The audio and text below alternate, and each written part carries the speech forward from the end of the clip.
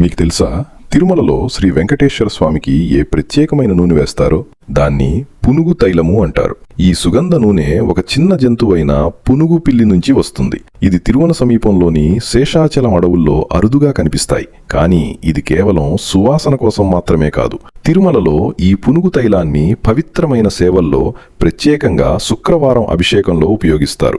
ఈ నూనె స్వామి విగ్రహాన్ని రక్షిస్తుంది, కాలక్రమంలో పగుళ్లు రాకుండా కాపాడుతుంది. అంతేకాదు, విగ్రహానికి ఒక సహజమైన మెరుపు మరియు దివ్య కాంతి ఇస్తుంది. ఇంకా ముఖ్యమైన విషయం ఏమిటంటే, ఈ పునుగు పిల్లులు చాలా అరుదైనవి.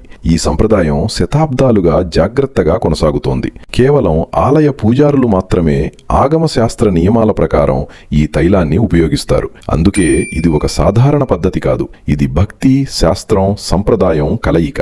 స్వామికి సమర్పించే ప్రతి దానికి ఒక గొప్ప కారణం ఉంటుంది. ఓం నమో వెంకటేశాయ నమః.